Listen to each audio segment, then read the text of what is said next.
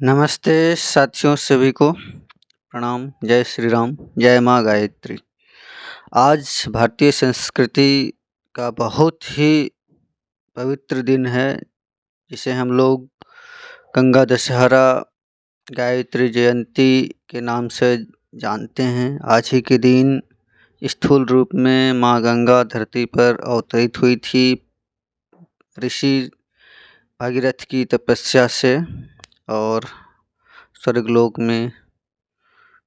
से धरती पर अवतरण हुआ था। और सूक्ष्म में देखा जाए, जो सद्बुद्धि की देवी है माँ गायत्री भी इसी दिन अवतरित हुई थी। तो बहुत ही पावन पवित्र दिन है आज का, गंगा दशहरा गायत्री जयंती का। आप सभी को मेरे ओर से इस दिन का बहुत बहुत शुभकामनाएं। आज की एक छोटी सी चर्चा हम लोग करने वाले हैं कि गायत्री साधना में गायत्री माता से वार्तालाप करने की एक साधना होती है, तो उसकी आज हम लोग संक्षिप्त चर्चा करने वाले हैं। साधना की दिव्य ज्योति जैसे जैसे अधिक प्रकाशित होती चलती है, वैसे वैसे अंतरात्मा की ग्राह्य शक्ति बढ़ती चलती है। रेडियो यंत्र के भीतर बल्ब लगे होते हैं और बिजली का संचार होने से वो जलने लगता है।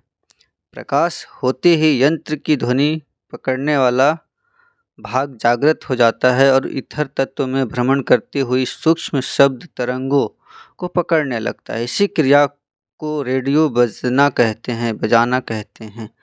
साधना एक बिजली है इसकी, जिससे मन, बुद्धि, चित्त, अहंकार के बल्ब दिव्य ज्योति से जगमगाने लगते हैं। इस प्रकार का सीधा प्रभाव आत्मा पर, अंतरात्मा पर पड़ता है, जिससे उसकी सूक्ष्म चेतना जागृत हो उठती है। तो यहाँ पे गायत्री साधना का एक वैज्ञानिक विवेचन किया गया है कि कैसे वो हमारे अंदर काम करता है। दर्पण जितना ही स्वच्छ निर्मल होगा, उतनी ही उसमें प्रतिछाया स्पष्ट दिखाई देगी। मैला दर्पण धुंधला होता है और उसमें चेहरा साफ दिखाई नहीं पड़ता। साधना से अंतरात्मा निर्मल हो जाती है और उसमें दैवी तत्वों का, ईश्वरीय संकेतों का अनुभव स्पष्ट रूप से होता है।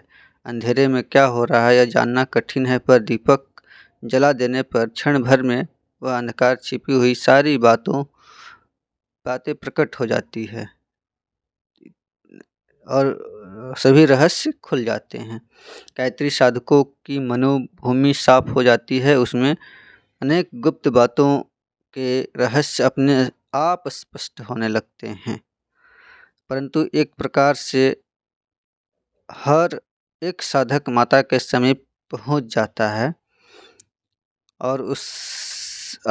और उनसे अपनी आत्मिक स्थिति अनुरूप स्पष्ट या अस्पष्ट उत्तर प्राप्त कर सकता है। एक तरीका यह है कि एकांत स्थान में शांत चित्त होकर आराम से शरीर को ढीला करके बैठें और चित्त को चिंता से रहित रखें। शरीर और वस्त्र शुद्ध हो, नेत्र बंद करके प्रकाश ज्योति या हंस वाहिनी के रूप में हृदय स्थान पर गायत्री शक्ति का ध्यान करें और मन ही मन अपने को भगवती के सम्मुख बार बार दोहराएं। यह ध्यान 10 मिनट करने के उपरांत 3 लंबे गहरे सांस इस प्रकार खींचें मानो अखिल वायुमंडल से व्याप्त महाशक्ति श्वास द्वारा प्रवेश करके अंतःकरण के कण कण में व्याप्त हो गई। अब ध्यान बंद कीजिए, मन को सब प्रकार के विचारों से बिल्कुल शून्य कर दीजिए और अपनी ओर से कोई भी विचार न उठने दिया जाए। हृदय सर्वथा विचार शून्य हो जाना चाहिए। इस शून्य अवस्था में स्तब्धता को भंग करती हुई अंतःकरण में स्फुरना होती है, जिसमें अनायास ही कोई अचिंत्य भाव उपज पड़ता है। एकाएक कोई विचार अंतरात्मा में इस प्रकार उद्भूत होता है मानो किसी अज्ञात शक्ति ने उत्तर सुझाया हो। पवित्र हृदय जब उपयुक्त साधना द्वारा और भी अधिक दिव्य पवित्रता से परिपूर्ण हो जाता है तो सूक्ष्म दैवी शक्ति जो व्यष्टि अंतरात्मा और समष्टि परमात्मा में समान रूप से व्याप्त है, उस पवित्र हृदय पटल पर अपना कार्य करना आरंभ कर देती है। ऐसे प्रश्नों, संदेहों और शंकाओं का उत्तर मिल जाता है। गायत्री माता से वार्तालाप का विषय अपनी निम्न कोटि की आवश्यकताओं के संबंध में नहीं होना चाहिए। विशेषतः अधिक आर्थिक प्रश्नों का लोभी न बनना चाहिए, क्योंकि ऐसे प्रश्नों के साथ साथ मन में स्वार्थ, सांसारिकता आदि के अन्य अनेक मलिन भाव उठने लगते हैं, तो अंतःकरण की उस पवित्रता को नष्ट कर देते हैं।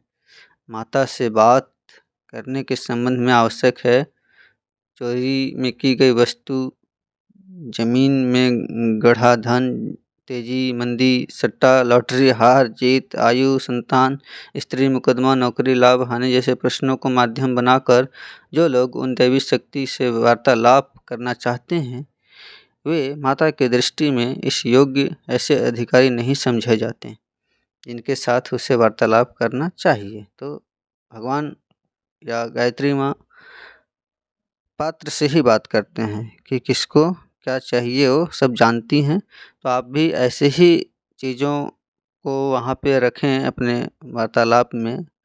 किसी शक्ति से वार्तालाप कर रहे हैं तो वैसे ही चीज़ों को वहाँ पे रखना चाहिए जो मांगने योग्य है, नहीं तो निरर्थक चीज़ों पर ध्यान नहीं देते हुए